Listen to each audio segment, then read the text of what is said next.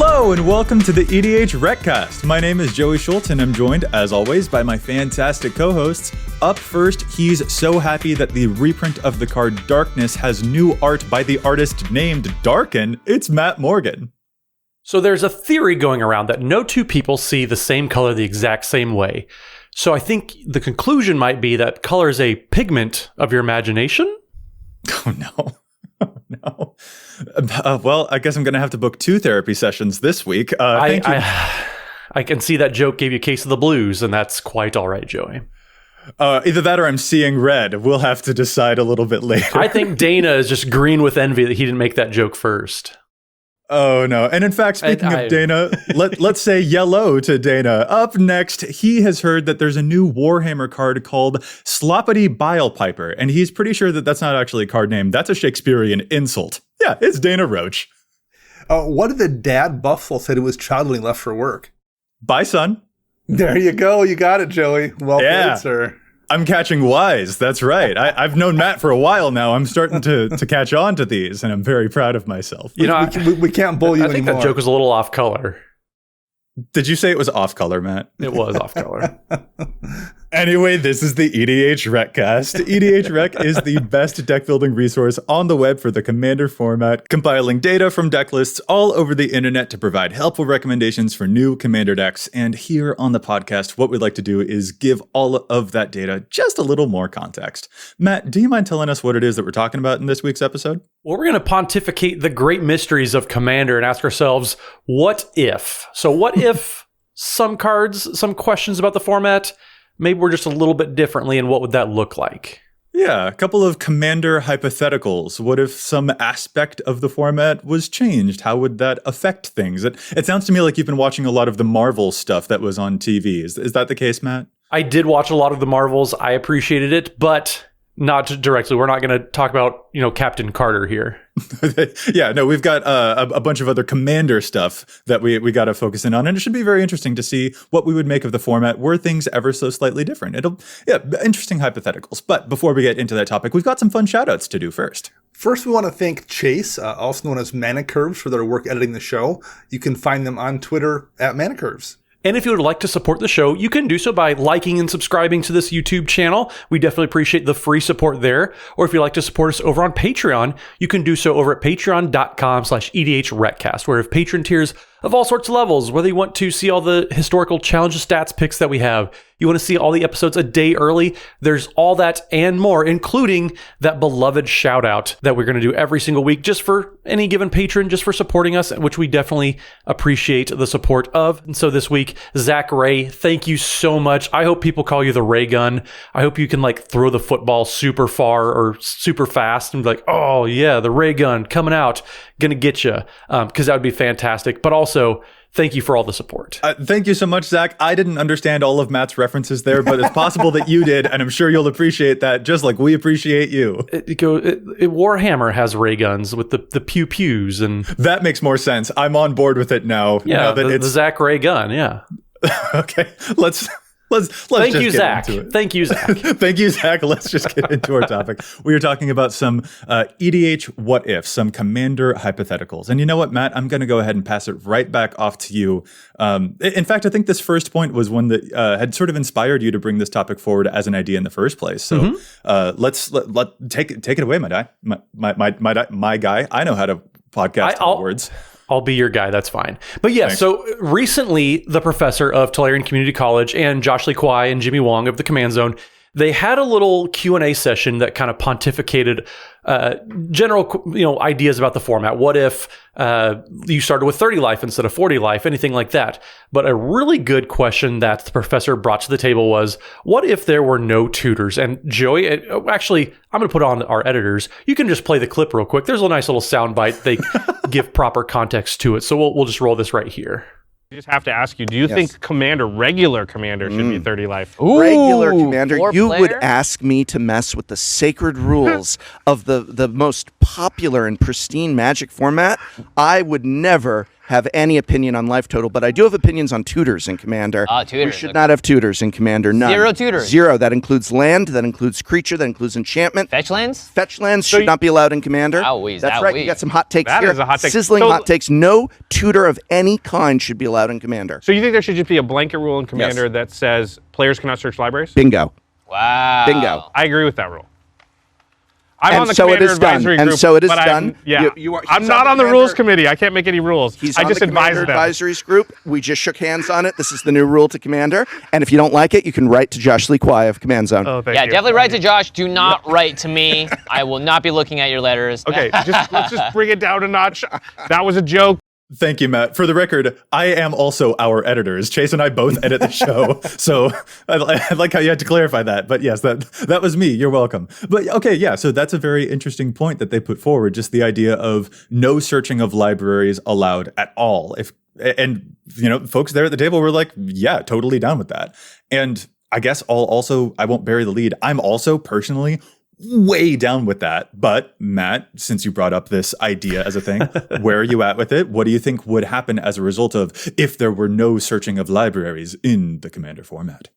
I know I personally would love it. The amount of time that is often taken up by shuffling itself, searching, tutoring, all that kind of stuff, it takes a while. And I would actually very much appreciate just the speediness of the games.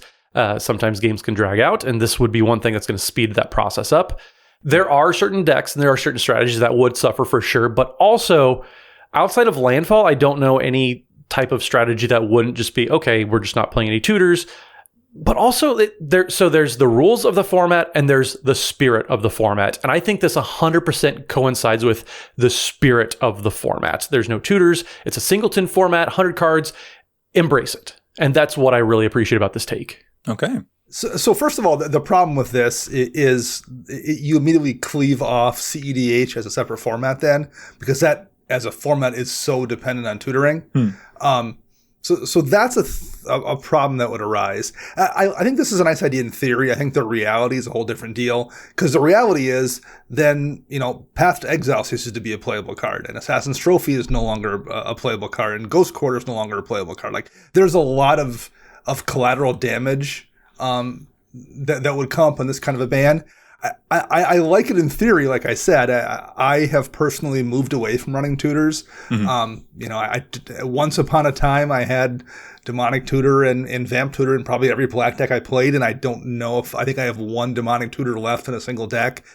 It's just not something I do anymore because that's kind of the direction my play has gone. But some people enjoy playing at that power level or playing that way, even if they're not playing CEDH.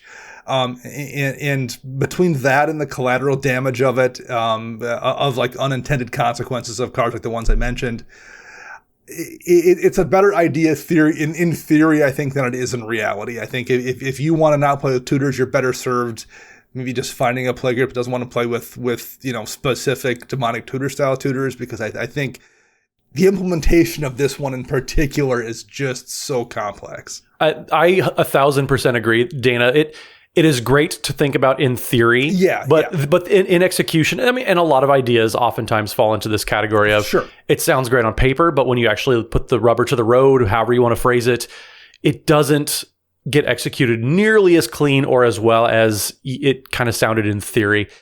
Would I love for this to happen? Absolutely. Do I think it ever will? Absolutely not. I think tutors are way too ingrained in the nature of the format at this point. Fetch lands are very important, even though the importance of fetch lands and shock lands as your mana base in 2015 were pretty important to make sure your colors were getting fixed.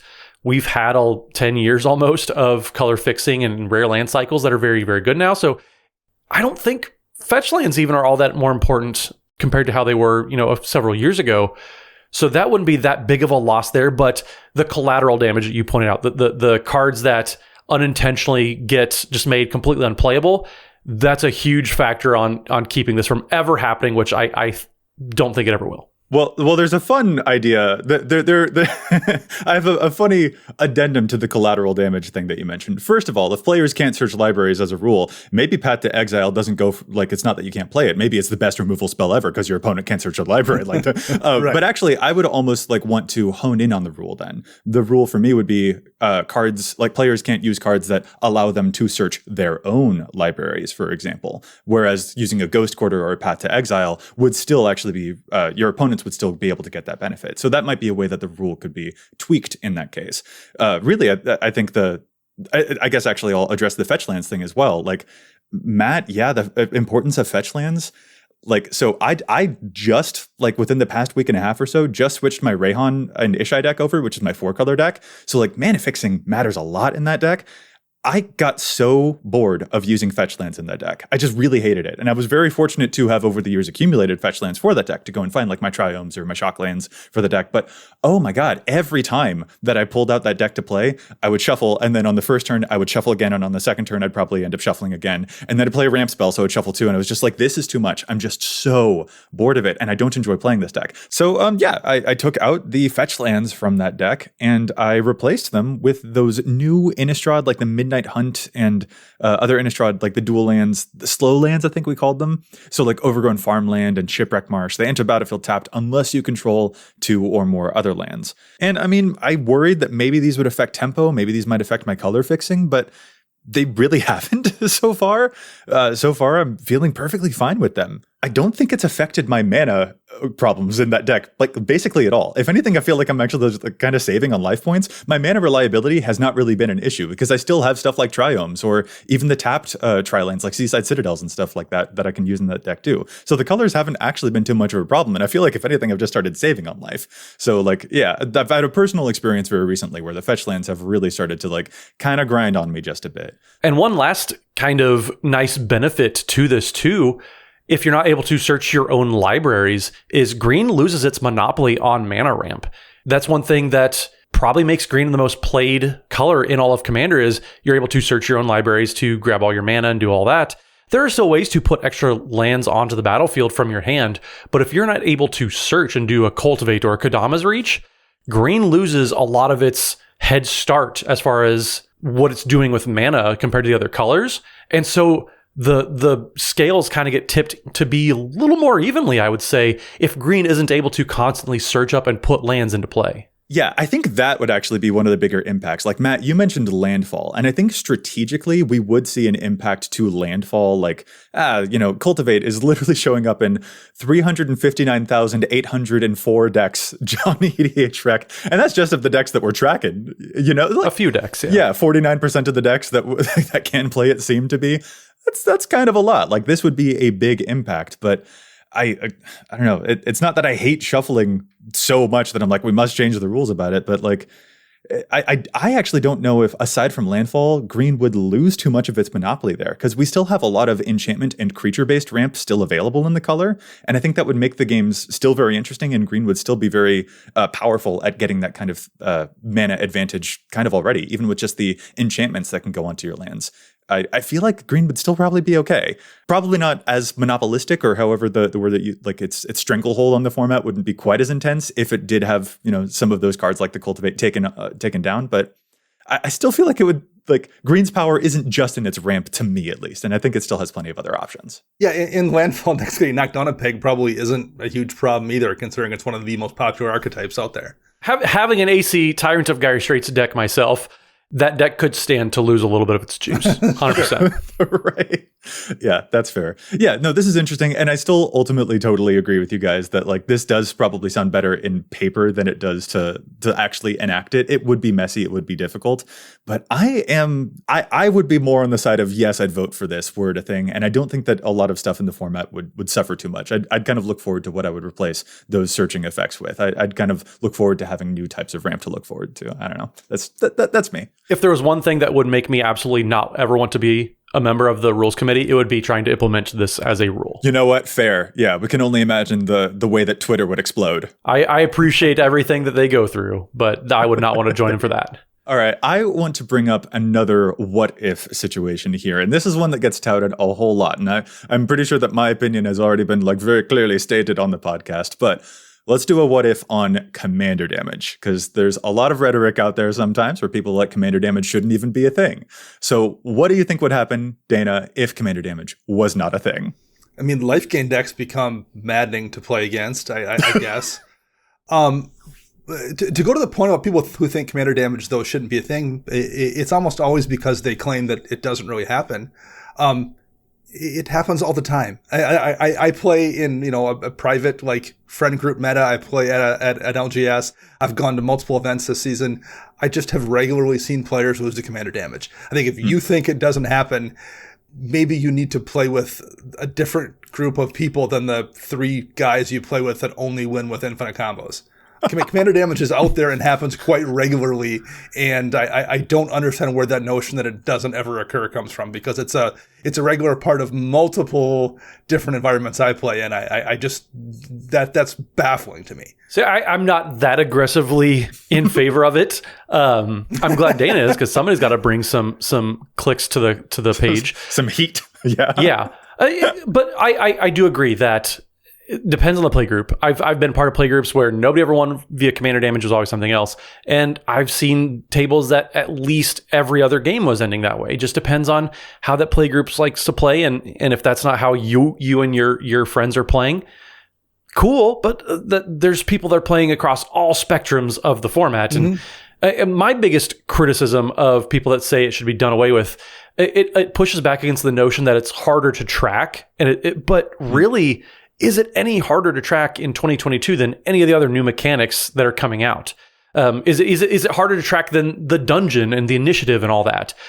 I don't think so. If you have a mutate card in your deck, you don't get to claim the commander damage is challenging. But there's so many ways and so many new tools to help track commander damage. If you're playing on Spell Table and you're playing online with your friends, Spell Table is a tool built in to track that. But also, how hard is it to just get an extra D20 and write on a piece of paper, Dana, commander damage, and track it that way? But also, if you're playing a deck that wins via commander damage, bring extra dice, and you can point out, okay, I have done this much commander damage against Joey, I've done this much against Chase, etc. So, is it hard? I don't think it's even harder to track than how many treasures most decks are making these days. And also, like there's plenty of times I've been in pods where someone hits you with a commander and they're like, "Don't worry about it. You don't need to track that. You're never going to die to commander damage from this deck." And I go, "Okay, I won't worry about it." Right. And then there's ones where someone like hits someone and you're like, "That's going to be irrelevant." Like, that's the kind of thing people can just like deal with on the fly. Kind of like those situations where you crack a fetch land and do something else at the same time, so you just tutor up both cards. Like, it's commander. You can shorthand a few of those things and shorthand the fact that like my commander is never going to kill you, so don't worry about the fact that it just happened to smack you for 3 damage on turn 2. Don't worry about it. Like, we can handle that. And I also want to explore, like, not just like pushing back against the argument of it, which usually is like, this is annoying to track. It won't, like, there are plenty of games that don't end with commander damage, so having tracked it throughout the game feels a little meaningless. Like, I see that point for sure, but I like rules that are there as safeguards, and this is a really, really big one. Like, most games also don't end when a library is empty and a player can't draw a card, but I like that style, that rule gives the game an inevitable endpoint, and it allows for mill decks to be a whole strategy, a whole thing. And that's how I feel about commander damage. It's nice to have a cap on life gain decks, because I play against life gain decks pretty regularly. And when your opponent has 400 life and you have a 2/3 as your commander and not a lot of else going for you, it feels a little hopeless. And that is more crushing to me, rather than like, if you know that commander damage is a thing, that gives you a glimmer of hope, and it gives you maybe it can try a different type of strategy. And of course, it opens up the Voltron strategy as a thing. So while most games may not end with commander damage being involved, or I'm not even willing to say most games, maybe I am, I don't know, but like some games certainly do. I experience a lot in my family meta. Like the fact that Voltron can be a strategy is the strongest argument for it. I like having an inevitability thing, a cap that prevents something like an infinite life gain combo from just feeling like, all right, I guess the game's over unless someone else can find a combo too. And also, I guess really the last thing is that my mom plays a Voltron deck. My mom likes commander damage, so boom, people had better deal with it. Yeah. Otherwise, Tasha's coming to get you. There you go. Yeah. Watch out for those Dragon Lord Ojutais. This is the weirdest defense I'll ever give. Well, that settles it. Joey's mom likes it. It's staying around. Sheldon, Gavin, all you, I hope you're all listening, because Joey's mom likes it. Watch out. All right.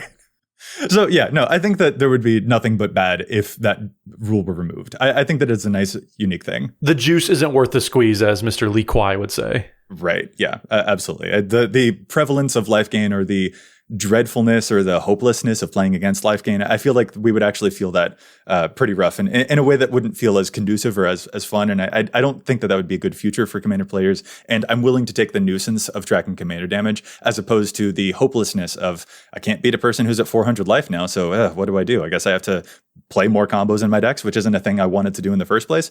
That kind of deal. But you know what, Dana, we've had 2 of our what ifs. How about you put forward one of yours? Sure. So my what if here is, what if any legendary card could be your commander? And this is usually something people posit in defense of making planeswalker commanders. Oh.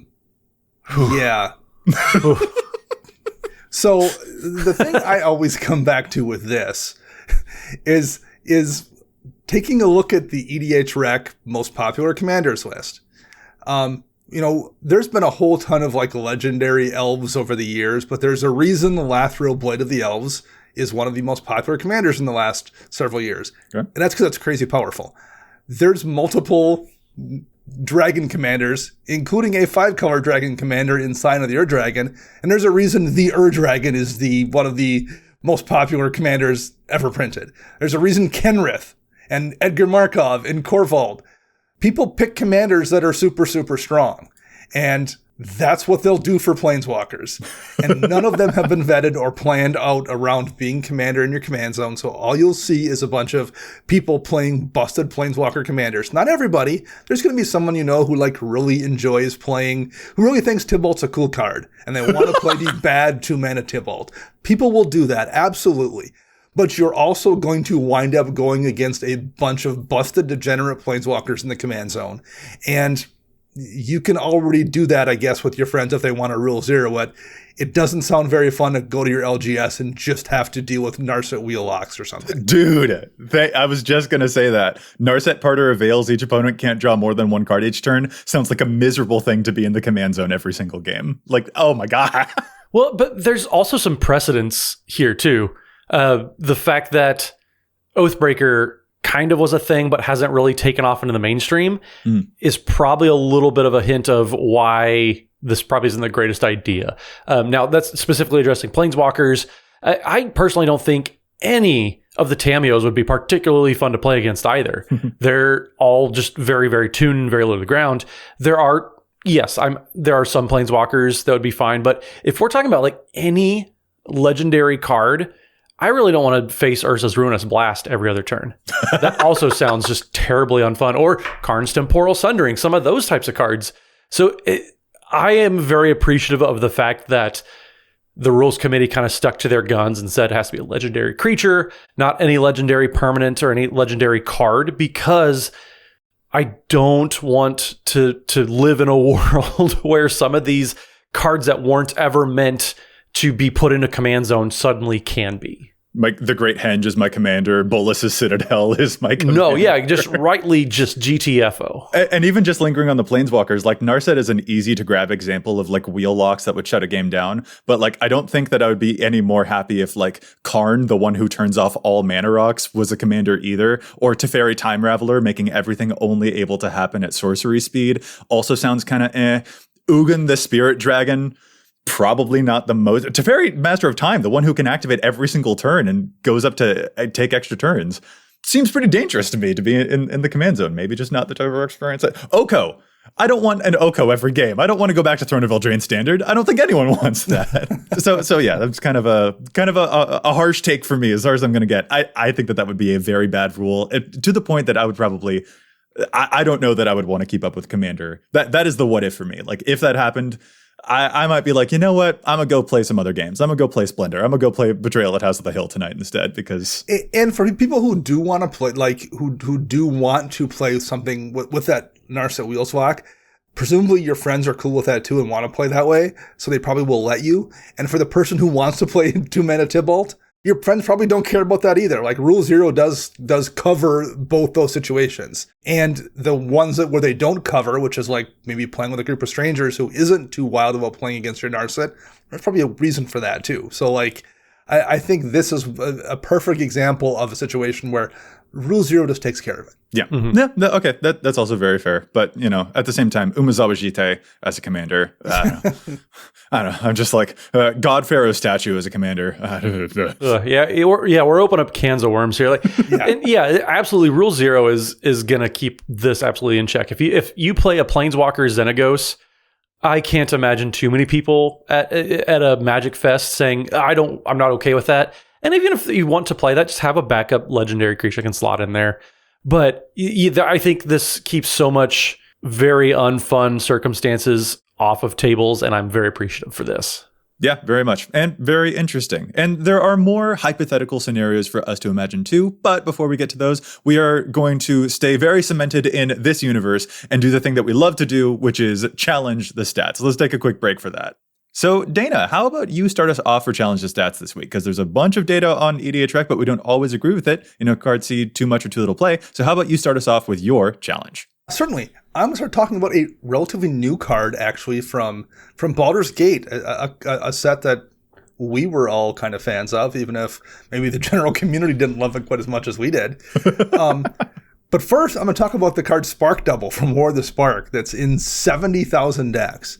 Spark Double is 3 and a blue, and it's a creature that comes into play as a copy of any creature or planeswalker you control, except for it's not legendary, and it gets an additional counter. Loyalty counter if it's a planeswalker, +1 counter if it's a creature. Spark Double is very, very useful, and it's in 70,000 decks as a result. 70,000 decks. Irenicus's Vile Duplication, same CMC. It's a sorcery. Doesn't put the +1 counter, and it can't counter. It can't copy a planeswalker, so the utility is a little bit more limited. But it's only in 7,000 decks right now. And it also makes a copy that isn't legendary.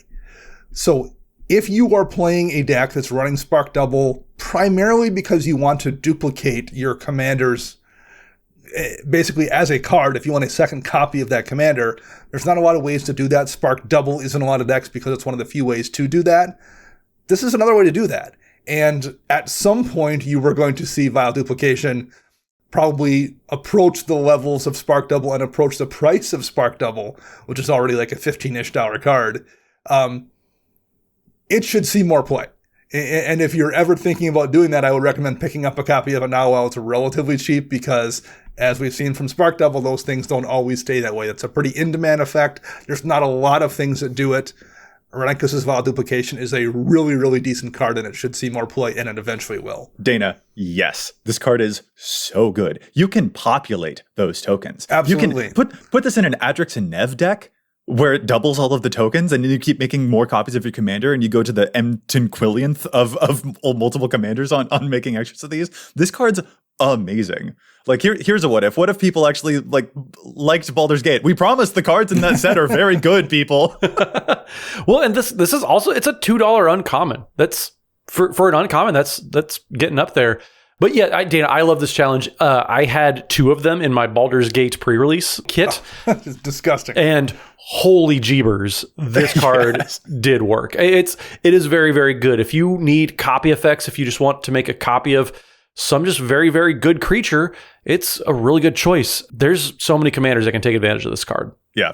And one thing I will quick point out as well with it is because it isn't legendary, despite the thing at copying generally being legendary, that then makes it easier to copy that creature with something that doesn't care about that. So you maybe wouldn't want to normally run Clone in a deck where you're caring about copying your commander because it would die being a legend.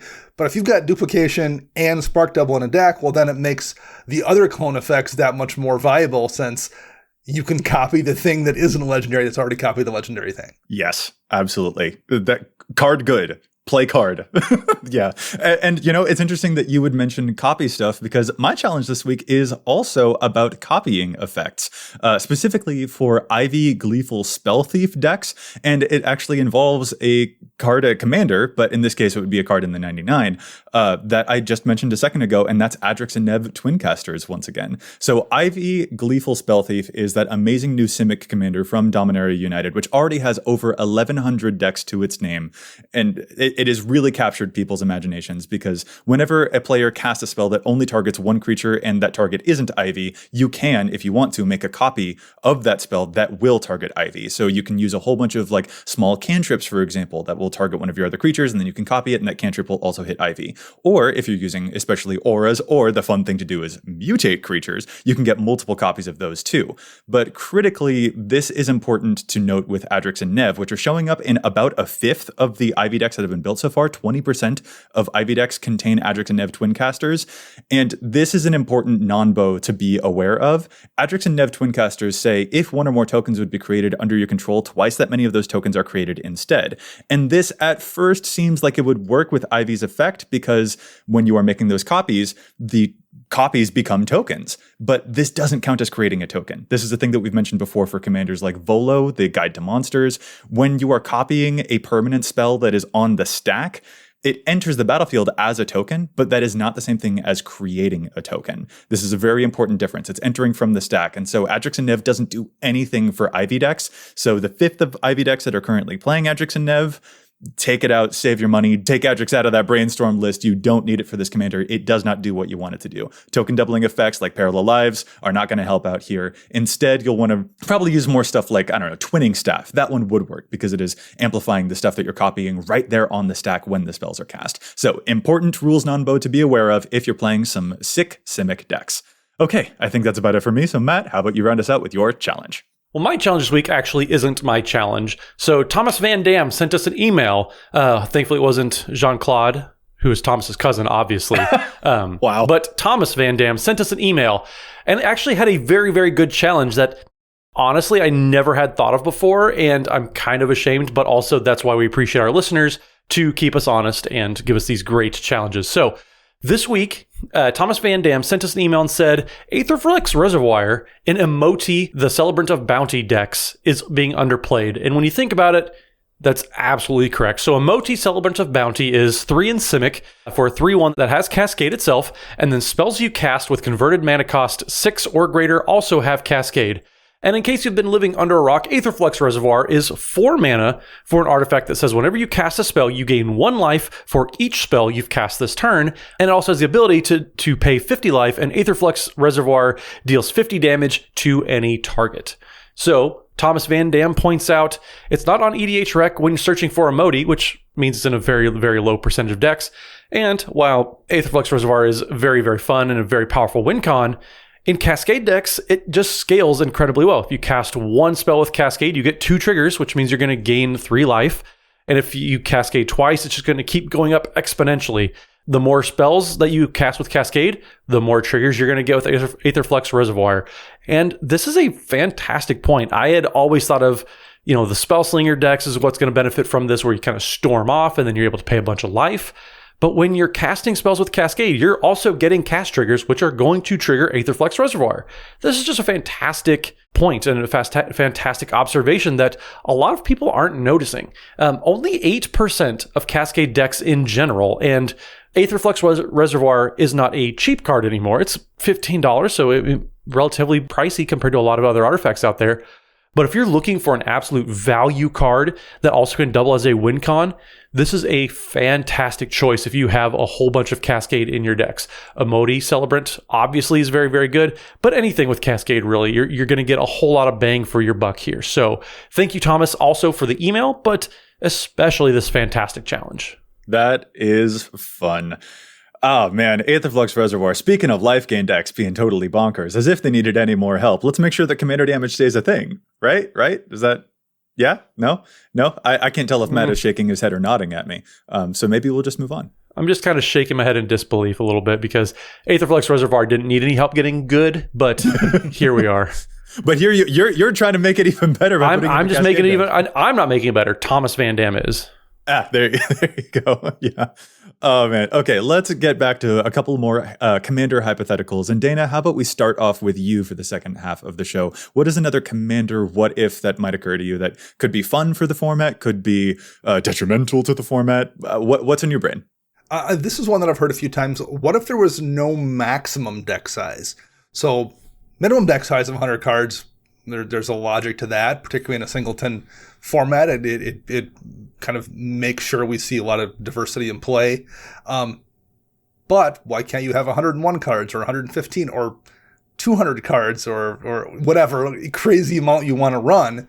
That seems pretty reasonable to me, to be honest. It would allow me to be lazy and be like, I can't make this cut. I'm going to stay at 102. I mean, that's what I would do with it. I wouldn't try to build a Battle of Wills deck or anything. I would just be lazy. I was just going to say Battle of Wits. 200 cards left in my deck. Yes, make it happen. Absolutely. If you can shuffle it and you're not going to annoy everyone with this giant stack of cards at your deck, if you're willing to wrestle it around, I mean, that doesn't seem unreasonable to me. Yorion could also be an actual companion because you'd be able to have the starting deck that has 20 plus cards over the usual minimum deck size. Right. So, there are things. Those don't sound like negatives to me. And I agree with you. Sometimes it would be nice to be like, you know what? This deck's at 103 cards. I'll worry about it later. I don't need to worry too much about it. And I like this. Dana, I like this one. I mean, mathematically speaking, the less amount of cards you have in the deck, the easier it is to find your win condition, develop whatever plenty of to develop. So the more cards you run, you're just kind of diluting your pool to a degree. There's no real upside to it other than fun. It's that seems to me to be when we're talking about changes, I always feel like so many of the changes people suggest are geared towards wanting to be more powerful, wanting to make the game play more like existing formats we already have that play a certain way. And I don't get that. Mm-hmm. This is one that goes the other direction. This is one that makes things even goofier. And it's not going to really affect me at all. I would probably still unless I said being lazy, but if you want to do that, there's not a lot of downside to it, I guess, in terms of how the game plays. So this is one I'm pretty open to. Well, and if we want to talk about rules that sound good on paper but are impossible to implement in execution, this one absolutely is implementable. Yeah, for sure. 60 card formats, 40 card formats, they already have this as a rule. You have you have a minimum deck size. You can't go below 99 cards or 100 counting your commander, but you can go up to however many you want. So yeah, you can play those Battle of Wits types cards. So yeah, there is already that example that has been set. The ruling is pretty straightforward. And so I don't mind this rule. I know I probably would not play this, but I know there's a ton of people that absolutely would play 200 card decks without Battle of Wits. They just would play 200 card decks. Right, yeah. But yeah, so the fun factors here, but I don't... To me, there's not a whole lot of downside to this rule change. I think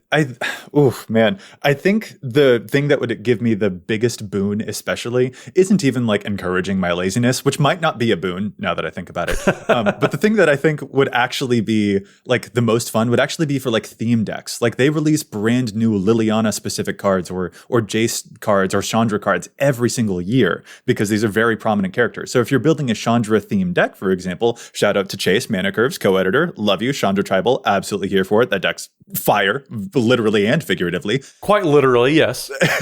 And Chase has lamented, it's hard to make cuts in this deck because you want to keep it Chandra theme, but you also can't fit every single Chandra card they've ever made. And if there wasn't a limit on you have to have exactly 99 cards, I don't know, more freedom to be I'll play literally all of the Chandra cards, all of the Liliana cards, literally every single Jace card, and still have room for other fun stuff that you might want to throw in. I mean, you have to be careful about making sure that you increase your land count to go along with it. But yeah, I think that would be the thing I'd feel most rewarded by is theme decks would feel like they have even more freedom to actually be theme decks when you can play all of the stuff that you wanted to, even if it becomes a big jank pile. I mean, it was going to be a jank pile anyway, so why not? Bigger is better. Why not? Yeah, I'm super into it. It is worth noting that right now, every mill player listening to this podcast is yelling at us. Because it would make their life more difficult, I guess, in some situations. Oh, no, you're right. So there is a downside, I suppose, it's worth noting. But other than that, Yeah. I mean, I also don't think that there's that many mill players out there. Okay, all six players that are building dedicated mill there's decks. 6,000 of them. Guys, we have EDHREC data. We can actually look up the numbers. But also, too, yes, there would be some people that would just go absolutely ham with throwing every card that they could think of in the deck. But I don't think too many people would. I think a lot of folks would still follow the tried and true 99 cards plus your commander. So it would hurt every now and then, but that's going to be the same as any other rule change that we have. And on the subject of mill, like traumatize still scales to that. True. Like, cut your losses. Yeah. Cuts the library in half still scales to that. And Brewvac still makes that lethal if you're going to pair up with that. And those are pretty famous, like accidentally like combos in mill decks that already naturally crop up. And so I think that it would be frustrating. Yes. Like the average Phoenix deck is going to be like, all right, that guy's got 120. She's playing 130 over there. All right. So this is a slightly more uphill battle, but I've got my backup plans here. My Brewvac and my Traumatizer are ready to go if I find them. So, I think that there's, that was a good addendum to point out. That's a good asterisk to point out on it, Dana, but I did get a little bit lost in the sauce there. So thank you for bringing me back down to earth. So how about you, Joey? What do you have for one here? This one will be a little bit more. I don't know if you and I are going to agree on this one, Dana, but I kind of want to talk about like pre-con mana bases because I see a lot of room for improvement in pre-con mana bases. And I also see a lot of discussion about like the types, I guess really, I mean like the types of things that can be reprinted in pre-cons. So there are a lot of very expensive cards out there that we are sometimes frustrated don't get reprinted more often to help keep their prices in check. And we most often see this in the form of the pre-con mana bases where like even looking back to the new Capenna precons that we got, like the Anhelo deck has stuff like Foreboding Ruins in it and Choked Estuary. And it's just like, sorry, not sorry. These are not great lands for a commander deck. And it'd be nice to see a little bit less of those, please. I still remain baffled that the Battle Bond lands don't regularly show up in precons. Like, that's a no-brainer to me. It's a multiplayer format. Like, you should put these into the precons. Why are they not there? Like, do y'all remember when the Shadowmoor filter lands used to be $30?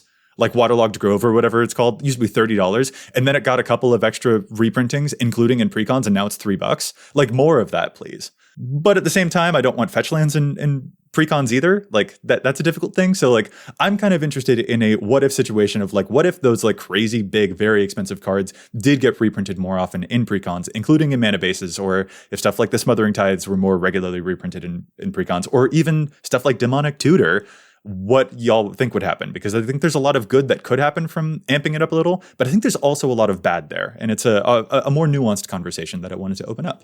There's two ways to look at this. What would be nice and what is a realistic thing to expect from a profit-based company. And the reality is, and this isn't, I said the same thing because we discussed mana bases in pre-con decks recently on my other show, Commander Central, and I made the same point there, but I'll make it again here because it's relevant. I'm not defending the decisions made by a company in the name of profit. I'm just noting that that's how things work, right? I'm just making a point about reality. And the reality is they're never going to put lands that they can sell that have a secondary market value of, $10 or $12 that will make people want to buy booster packs. They're just not going to put a bunch of those into a pre-con deck.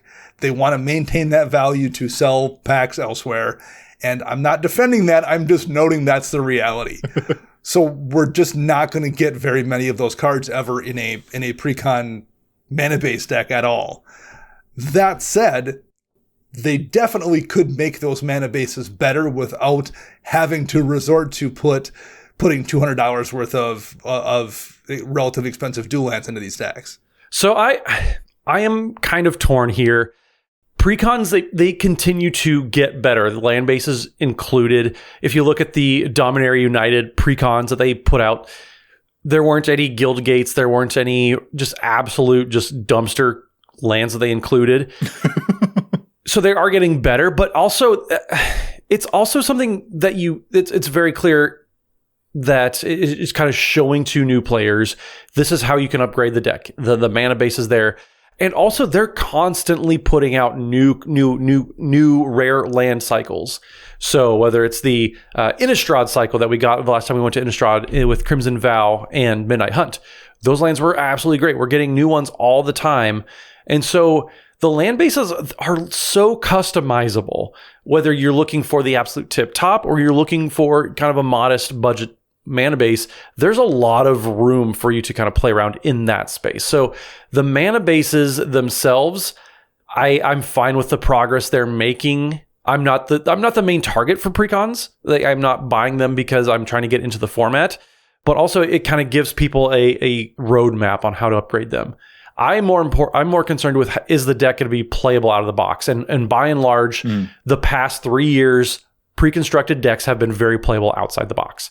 With reprints, though, going in the non-land slots, that's a whole other can of worms. Yeah. Could they be doing better? Because they have done better. But also, when we were putting Cyclonic Rift in precons or Demonic Tutor, they're not great for the new player experience. And if they're going to put very cool new cards into those precons instead of the reprints, and then just continue to find additional reprint outlets like they have been doing, that's a trade-off I personally am okay with. I know I don't have the most popular opinion on that, but I like seeing all these new cards coming out in pre-constructed decks. That's one thing that gets me excited and actually paying attention to the pre-constructed decks, because there's so many other reprint outlets, there's so many reprint sets that, to me personally, I don't know. Like I said, I know I don't have the most popular opinion here, but I like kind of what they're doing with precons lately. I'm with you there. I do I want the mana bases to be better. Like, to me, it's a little bit laughable that the Painbow precon had like the slow fetches in it, like Mountain Valley. Like, I think if you're going to put fetch lands into a mana base, I don't know, there's something that's a little bit off there for me. Like, but for the record, I also don't want like actual fetch lands, like the actual misty rainforests and stuff like that in precons, because again, I don't like shuffling, and I really don't want to make new players have to shuffle a brand new deck while they're still learning the rules. So seeing the slow fetches in there was a little bit like, I don't know, you guys, I'm not crazy about those. So I would love to see, the land bases always get a little bit more zhuzh, as you might say, but I don't want new players to have to deal with Cyclonic Rift when they're sitting down trying to learn how to play. I don't want a new player casting a tutor.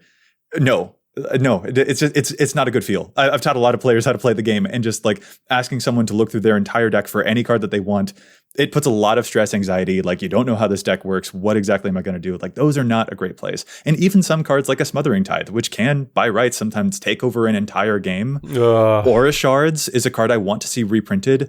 And I also don't want it in a precon because it's been in a precon before, and it was not. It doesn't lead to as much fun for folks. Like, there are cards that we want reprinted, but I like a new player experience is a thing that is very much worth protecting to make sure that they like the experience so that they can have more fun playing more of the things. And so that's a difficult balance. Nobody here is saying they shouldn't reprint cards. We're saying we need to find the right places for them, because the new player experience, I think, is incredibly valuable for continuing to grow Commander.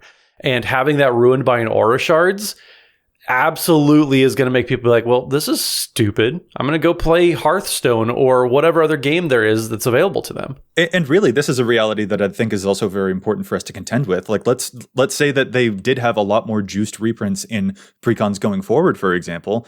Well, I think that the reality of that what if situation would be that we have another True Name Nemesis situation on our hands, where these decks become difficult for new players to even acquire in the first place because they're all being sapped up by a lot of other players who are very excited to get those high value reprints.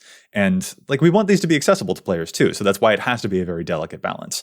I'm not necessarily happy about this, but I am just saying I don't want more True Name Nemesis situations on our hands where the decks have chase cards that established players try and grab a whole lot more, and that doesn't leave as much for new players to be able to access. So that is the thing. To go back to the land base just for a second, I think the biggest place they go wrong with the land bases is they include lands that I think give new players the impression that these are good cards by including them.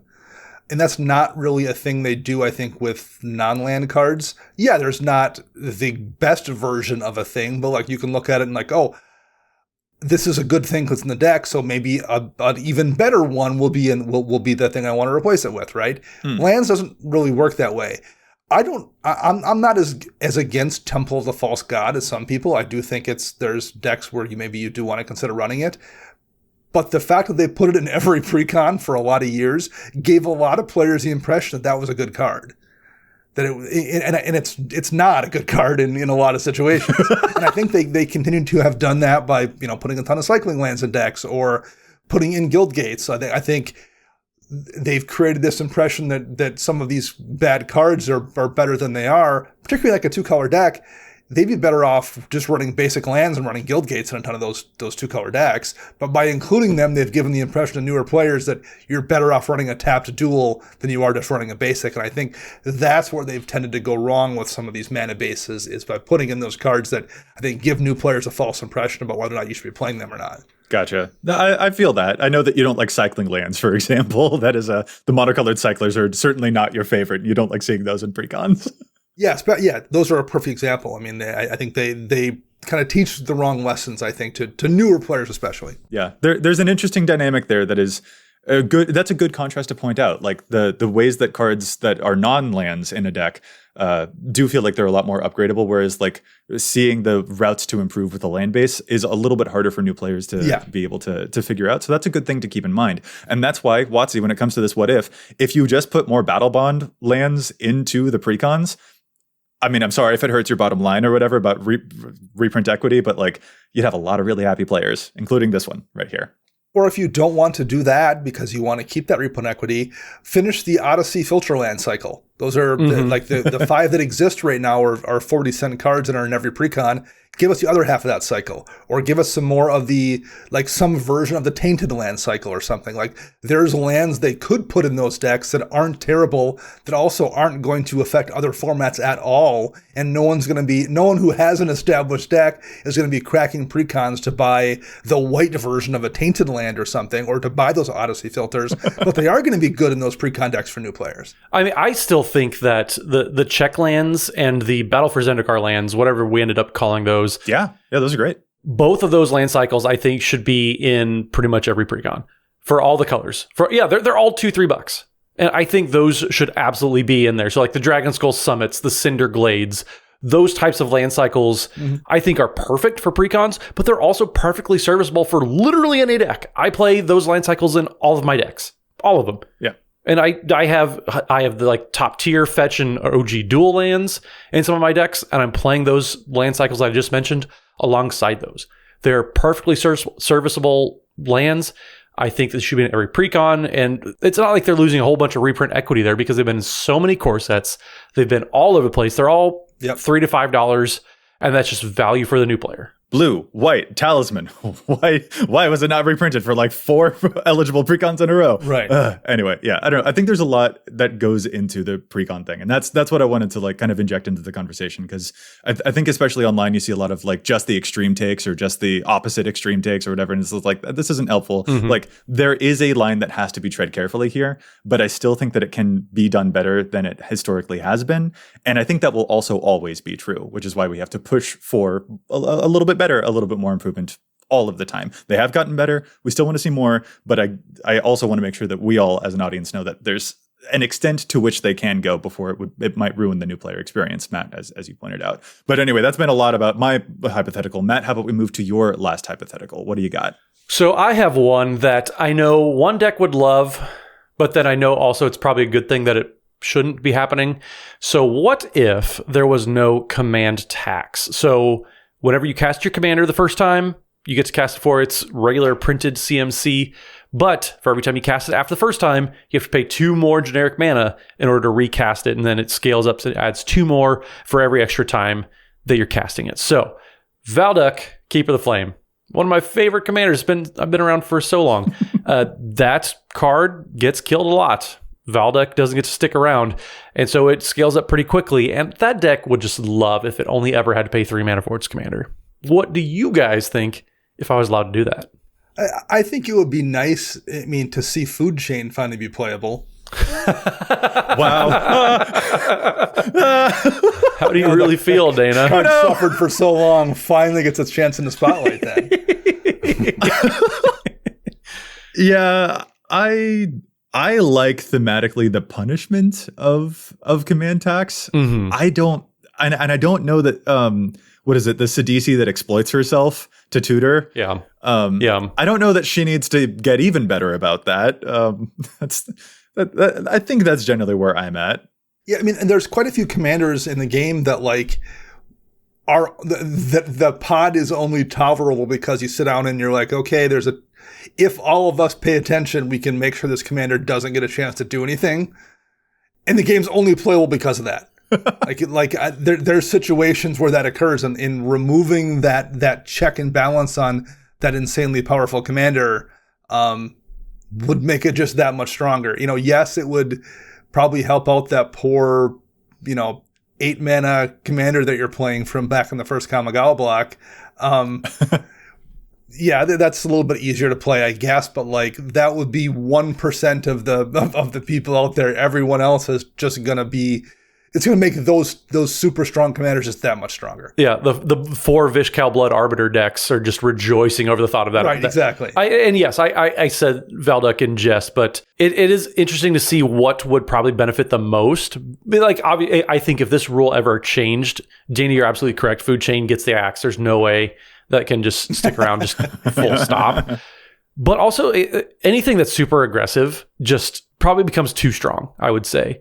I feel like the main thing would be stuff like, I don't know, like as funny as it would be to see Hope of Garipur cast multiple times in a single turn.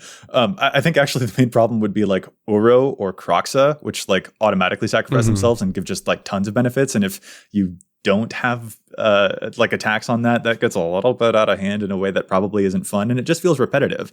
And I think that you'd probably end up seeing a lot more of the, like a commander that has a big enter the battlefield effect, for example, and then you have like some Phyrexian altar stuff that will help you immediately sacrifice it, give you the mana to replay it immediately. Like Prosh goes even more insane probably with that as well. Yeah, I don't know. But I like the point that you're getting at, where like a rules change of some kind that might make it easier to play high mana decks. Like if you didn't have to worry that, next time I cast my 7 mana commander, it's going to be 9 mana. I am with you that it would be really lovely to have something that made that less of a daunting experience, because I want to see a lot more 7 mana commanders in the games that I play, because right now I see barely any. And maybe that would be a scaling command tax. Like if your commander has a CMC of 7 or more or 6 or more or something, then your command tax is 1 instead of 2.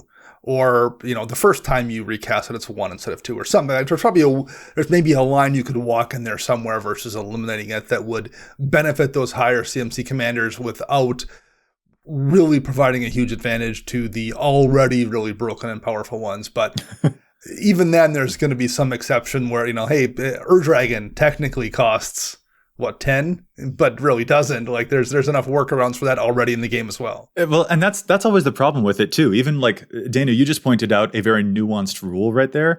And unfortunately, the reality of the way that like Commander is known by player bases is that the rules kind of have to be really straightforward. Yes. Like for a long time, for example, I was insufferably on team hybrid mana. Let's change that rule. And that wasn't a cute look, Joe. Past Joseph, check yourself before you EDHREC yourself. Because like the reality is that there are plenty of players out there who still, for example, think that banned as a commander is a thing. There are a lot of players who don't know what the CAG is or what the rules committee is or the full ban list. Like that's why any rules changes that do happen have to be very clean, very precise, and leaving room for confusion or misinterpretation is very, very difficult. And I don't think that there's any way that a hybrid mana rule, for example, could change where it wouldn't lead to tons of confusion. And I feel the same way for this. If there was a different version of commander tax that scaled or relied on certain numbers, there's no way that wouldn't be the most confusing thing. And it would take forever for that information to disseminate anyway. So I guess before we wrap up then, of all the questions that we talked about, what do you think is the most fundamentally important rule as is? What do you mean? So important just to the format surviving and being as just enjoyable overall. Like if there was one that you said, absolutely not, we're not changing no matter what would you pick? Ooh. I mean, I guess I mentioned color identity, and I feel like that's one that I'm just like, man, I really appreciate this. Like, don't get me wrong. I wish I could break color identity. I would love to resummon angels in my black reanimator decks, but it's probably a good thing that I actually am forced to be more creative, that I am forced to work in a very specific limitation, because that breeds the creativity, as they say. So that might be the thing that I would put forward as one of the most core identities, probably. I'm not sure. What about you, Dana? Yeah, no, I tend to agree with that as well. I like that particular restriction. I think it's one of those unique things that set Commander apart from other formats.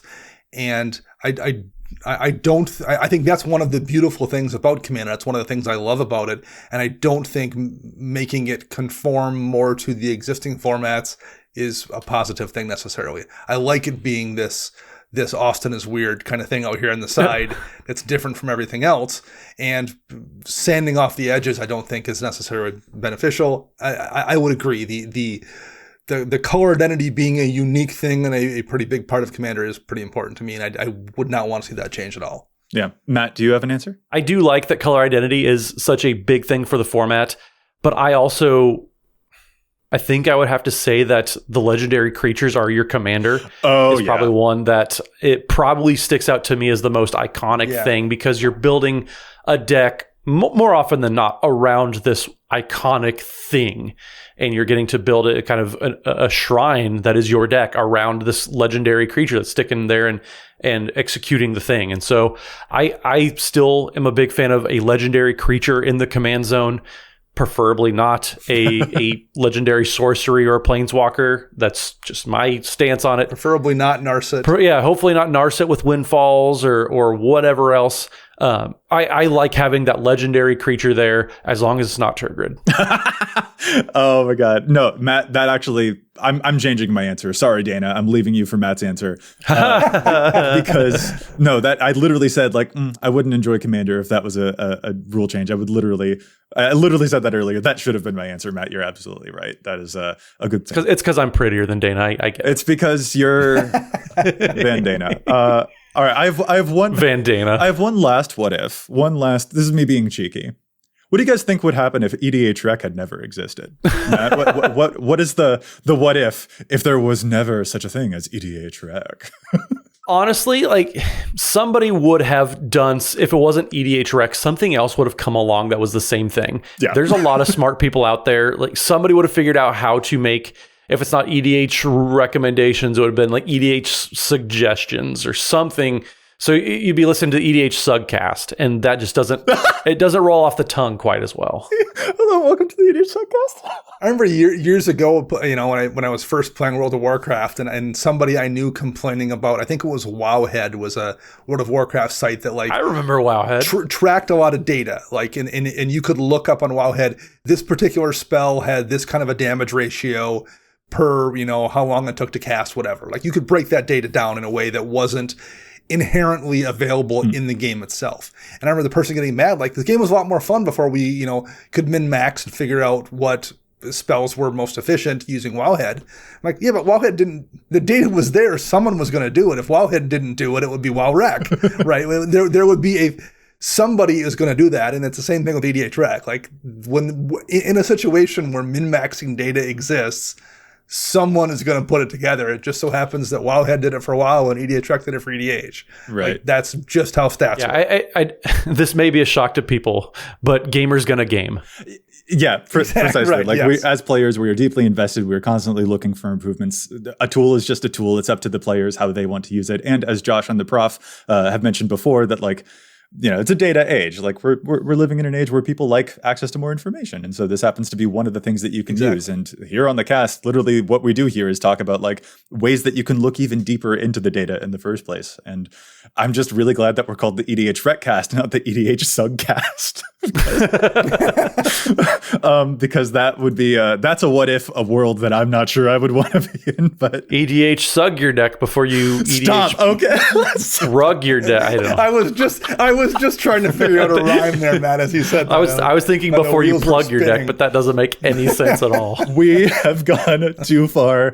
We have to call this episode to a close. Listeners, we would love to know what you think about these hypotheticals and what other hypothetical situations out there come to your mind. What are other changes, and what do you think would happen as a result of those changes, or why are things do things need to change, and why are things good the way that they are, and stuff like that. It's interesting to examine the format with this lens. So, oh man, okay, fellas, if our listeners want to get in touch with us, Matt, where can they find us? Take it away. So you can find me on the Twitters at Mathimus55. That's MATHIMUS55. And you can find us on Twitch streaming games every Wednesday evening. It's twitch.tv/EDHSugcast. Stop.